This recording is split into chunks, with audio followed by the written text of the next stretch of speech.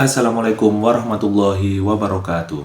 Berjumpa kembali dengan Friendly Superstian Channel, channel yang selalu memberikan informasi terbaru terkait dunia ASN, baik itu PNS maupun P3K, dan berita-berita terkini yang ada di negara Indonesia. Pada kesempatan hari ini, admin akan menyampaikan terkait usulan dari Gubernur Kalimantan Timur, yaitu Bapak Rudy Masud, terkait bahwa untuk teman-teman tenaga honorer yang bekerja kurang dari 2 tahun dan tidak masuk di database BKN itu bisa diangkat menjadi P3K, minimal menjadi P3K paruh waktu, karena memang kebutuhan tenaga di Kalimantan Timur itu masih kurang sekali untuk para tenaga ASN. Jadi nanti kita simak videonya seperti apa. Bagi teman-teman yang baru mengetahui channel Friendly Superstian, mohon dukungannya dengan memberikan subscribe, like, komen, dan share. Saya ucapkan terima kasih banyak kepada teman-teman semuanya yang sudah memberikan subscribe.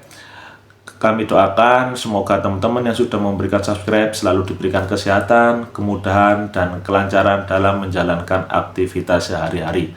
Amin ya robbal alamin. Kita langsung masuk saja ke videonya seperti apa. Selanjutnya saya persilakan Gubernur Kalimantan Timur.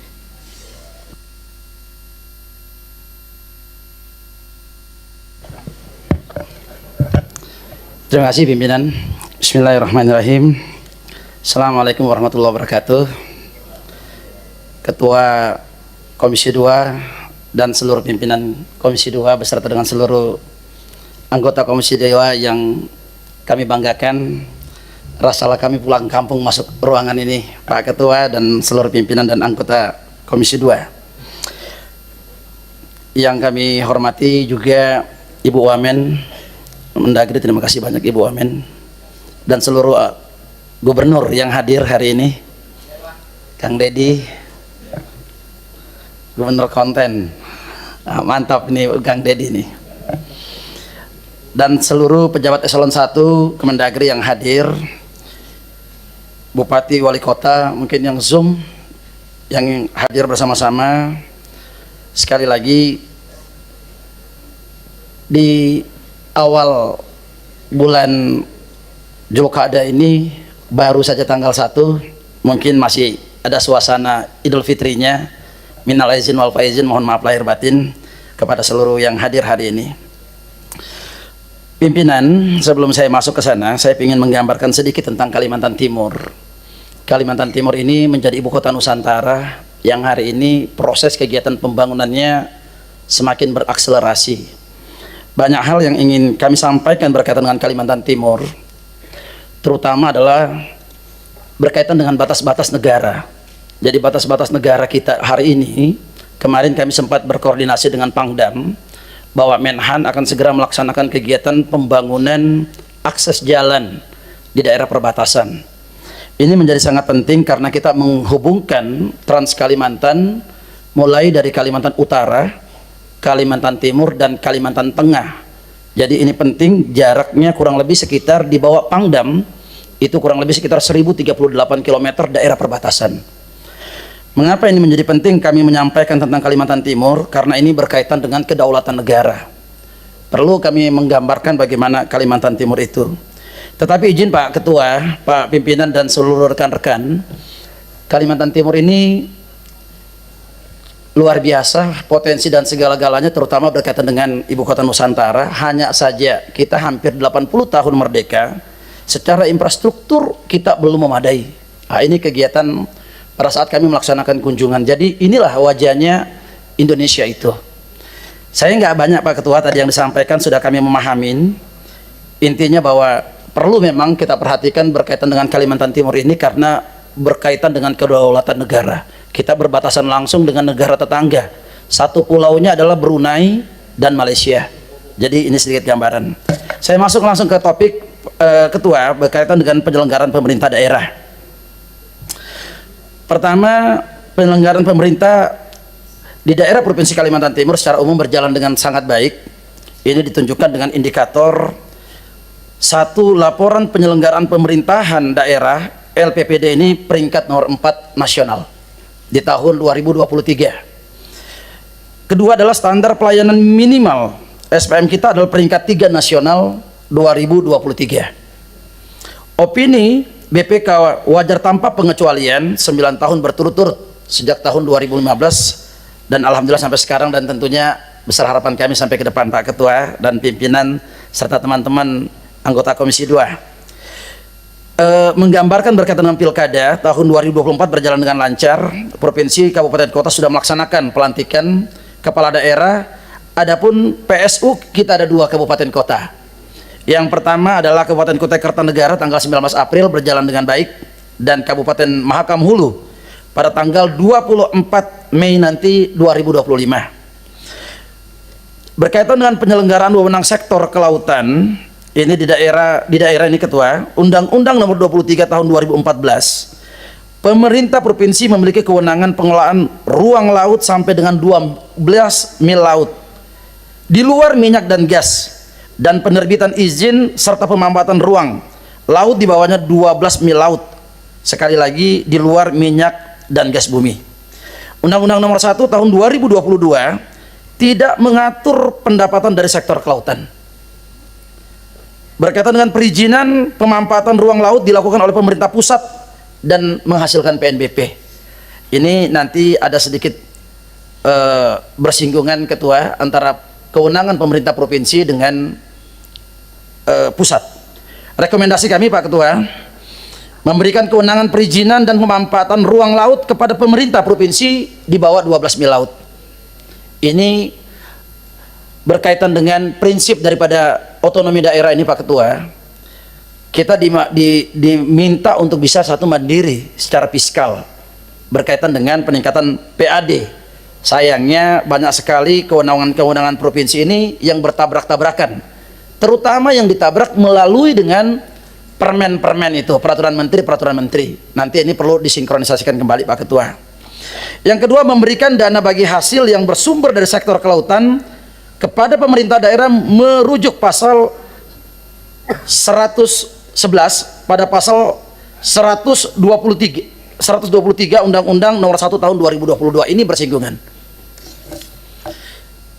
Penyelenggaraan wewenang sektor pertanian di daerah juga sama Pak Ketua. Sekali lagi Undang-Undang 23 Tahun 2014 ini kewenangan provinsi di sektor pertanian. Ini pada sub urusan sarana pertanian terbatas pada pengawasan peredaran sarana pertanian. Jadi kita tugasnya hanya sebagai pengawasan saja Pak Ketua. Nggak bisa pengadaan dan macam-macamnya itu nggak bisa kita urusin dengan petani-petani kita yang ada di kabupaten kota ataupun yang ada di provinsi tersebut. Sub urusan prasarana pertanian terbatas pada penataan prasarana pertanian saja. Sementara kewenangan kabupaten kota di sektor subsarana, urusan sarana pertanian dan prasarana pertanian tidak dapat dilaksanakan secara optimal karena keterbatasan anggaran dan sumber daya manusianya. Jadi Pak Ketua, kalau saya boleh menyampaikan, gubernur ini selaku perpanjangan daripada pemerintah pusat ini tidak berjalan dengan optimal. Padahal kita bisa melihat sumber-sumber yang ada, potensi-potensi di daerah itu mestinya bisa berkolaborasi antara pemerintah pusat dengan pemerintah provinsi yang merupakan perpanjangan daripada pemerintah pusat. Nah, ini yang belum berjalan dengan baik Pak Ketua, di sinkronisasi di lapangan. Dengan keterbatasan kewenangan provinsi dalam sektor pertanian ini tidak menunjang pembangunan pertanian dan ketahanan pangan. Ini juga menjadi persoalan. Maka kami izin Pak Ketua, pimpinan, rekomendasi kami perlu memperluas kewenangan provinsi pada sektor pertanian, khususnya pengembangan dan penyediaan sarana dan prasarana pertanian melalui penetapan regulasi dalam waktu dekat agar target ketahanan pangan tahun 2025 ini tercapai sesuai dengan amanah atau perintah dari Bapak Presiden. Perhatikan waktu Pak Rudi. Sedikit Ingat-ingat waktu jadi anggota Komisi 3 Pak. Siap Pak Ketua. Sedikit Pak Ketua, insya Allah 5 menit. Dukungan pembangunan Kaltim sebagai mitra strategis. Tadi berkaitan dengan suplai kebutuhan bahan pokok, ini sangat tergantung pada daerah lain. Yang kedua, sarana prasarana jalan menghubungkan daerah penghasil pertanian ini juga belum mantap. Infrastruktur jalan menuju Kabupaten Mahakam Hulu, akses ke wilayah perbatasan Malaysia ini dalam kondisi rusak parah. Demikian pula dengan jalan pendekat dari Bongan Kutai Barat yang membuka jalur dari Kalimantan Utara, Kalimantan Tengah. Ini menuju ibu kota Nusantara belum ada trase jalannya ataupun existing merupakan jalan-jalan daripada perusahaan. Dan daya saing sumber daya manusia perlu ditingkatkan. Rekomendasi Ketua izin, perlu program afirmasi kementerian terkait untuk mendukung pembangunan pertanian dalam rangka ketahanan pangan bagi domestik maupun ibu kota Nusantara. Kedua, perlu pembangunan dan peningkatan jalan khususnya untuk menghubungkan daerah penghasil pertanian ke wilayah ibu kota Nusantara dan Kalimantan Timur. Perlu program afirmasi kementerian terkait untuk mengembangkan sumber daya manusia terampil dan usaha ekonomi masyarakat. Izin Pak Ketua, ini sekilas gambaran aja tentang akses-akses jalan kita yang buruk berkaitan dengan dana transfer pusat ke daerah. Secara overall Pak Ketua, 42% Kalimantan Timur menyumbangkan untuk dari sektor pertambangan. Ini jalan kita Ketua udah malu lah kita Ketua ya, tapi saya yakin pasti punya harapan untuk ibu kota Nusantara segera terwujud karena kita akan berhubungan langsung dengan negara-negara tetangga. Yang kedua, untuk mengirimkan logistik pertahanan kita Pak Ketua. Jadi ya beginilah kondisinya. Kalimantan Timur ini yang memberikan devisa sangat besar, selalu 3 besar untuk secara nasional dari Kalimantan Timur Pak Ketua. Permasalahan kita peraturan mengenai alokasi pendapatan transfer daerah, ini yang menjadi masalah ini Pak Ketua. Terkait kurang bayar DBH dan lebih bayar DBH diterbitkan di akhir tahun, sehingga setelah ditetapkan APBD perubahan tidak dapat digunakan atau menjadi silpa. Ini persoalan-persoalan yang terjadi. Jadi kalau silpanya terkadang banyak sekali Kalimantan Timur karena persoalannya kurang bayarnya dilaksanakan di akhir tahun. Realisasi pendapatan dana transfer karena penyaluran kurang bayar tidak langsung ke kas daerah, namun melalui mekanisme Treasury Deposit Facility di Bank Indonesia sebagaimana diatur dalam Peraturan Menteri Keuangan Nomor 16 Tahun 2024. Sementara persyaratan penarikan TDF ini cukup ketat dan tidak fleksibel. Yang berikutnya Pak Ketua adalah permasalahan kita adalah proporsi dan presentasi bagi hasil sumber daya alam ini belum memadai untuk menunjang pembangunan infrastruktur yang terdampak dari pengolahan sumber daya alam. Saya izin Pak Ketua, mungkin tinggal 1 halaman lagi berkaitan rekomendasi, perlu peraturan tentang alokasi pendapatan transfer kurang bayar ataupun lebih bayar DBH diterbitkan paling lambat bulan Juni agar dapat mengalokasikan kurang bayar dalam penyusunan APBD perubahan. Yang kedua adalah mekanisme penarikan dana TF ini agar disederhanakan supaya menggunakan dana DF ini lebih fleksibel sesuai dengan kebutuhan prioritas daerah. Yang ketiga, perlu evaluasi proporsi dan presentasi bagi hasil sumber daya alam ini bagi provinsi yang lebih memadai untuk menunjang pembangunan infrastruktur. Ketiga, badan usaha milik daerah, BUMD dan BLUT, Badan Layanan Umum Daerah, pemberian kewenangan pengelolaan sektor pertambangan kepada BUMD telah terbit PP nomor 25 tahun 2024 tentang perubahan atas PP nomor 96 tahun 2021 yang antara lain mengatur pemberian kewenangan pengelolaan pertambangan khusus batu bara kepada ormas keagamaan, BUMD dan BUMN. Namun usulan pengelolaan pertambangan batu bara oleh BUMD ini provinsi belum diterbitkan. Hal ini sangat diperlukan untuk mendukung peningkatan asli daerah. Jadi tadi Pak Ketua kalau menyampaikan bagaimana mau untung mau rugi, jangan untung rugi Pak Ketua. Izinnya pun ini belum diterbitkan. Jadi ini juga menjadi persoalan. Kami merekomendasikan Pak Ketua mohon agar dukungan Kementerian SDM dapat segera menerbitkan izin pengolahan khusus batu bara yang sudah diusulkan oleh BUMD. Yang terakhir Pak Ketua, pengolahan kepegawaian. Ini berkaitan dengan ASN Provinsi Kalimantan Timur. Jumlahnya kurang lebih 14.000 sekian Pak Ketua. Jika dikurangin dengan proyeksi pensiunan sampai dengan tahun 2030, maka jumlah ASN kami hanya tinggal 738 orang. Jumlah ASN yang tersisa hanya tinggal 7.000. Ini karena tidak adanya penerimaan. Yang kedua adalah pengadaan ASN tahun 2024 diproyeksikan akan diangkat PPK saja sebanyak 6.889 orang sampai tahap 2 yang saat ini sedang berlangsung. Terakhir dengan formasi P3K sebanyak 9.195 orang, masih tersisa 2.306 formasi. Sementara saat ini untuk melaksanakan urusan pemerintah daerah masih kekurangan ASN. Rekomendasi Ketua mendorong agar Kementerian Pan-RB untuk membuat kebijakan agar memberikan kesempatan kepada pegawai non-ASN yang tidak terdaftar dalam database BKN ini yang telah mengikuti seleksi CPNS tahun 2024 namun tidak lulus ataupun masa kerjanya kurang dari 2 tahun terhitung tanggal 31 Desember 2024 dapat mengikuti seleksi tahap berikutnya dan diangkat sebagai P3K setidak-tidaknya paruh waktu sesuai dengan kemampuan keuangan daerah dan ketersediaan formasi. Mungkin Pak Ketua, burung dara, burung cendrawasih dicari dulu di Papua. Cukup sekian dan terima kasih, semoga bermanfaat untuk kita semua. Akhirul kalam, wallahu muwaffiq ila aqwamit thariq. Wassalamualaikum warahmatullahi wabarakatuh. Jadi sesuai yang telah disampaikan oleh Gubernur Kalimantan Timur yaitu Bapak Rudi Masud, ada beberapa poin yang sudah beliau sampaikan kepada Komisi 2 DPR RI. Yang pertama yaitu adalah terkait untuk penyelenggaraan pemerintah daerah Kalimantan Timur itu sudah berjalan dengan baik. Yang kedua yaitu terkait untuk kondisi pembangunan infrastruktur yang ada di Kalimantan Timur.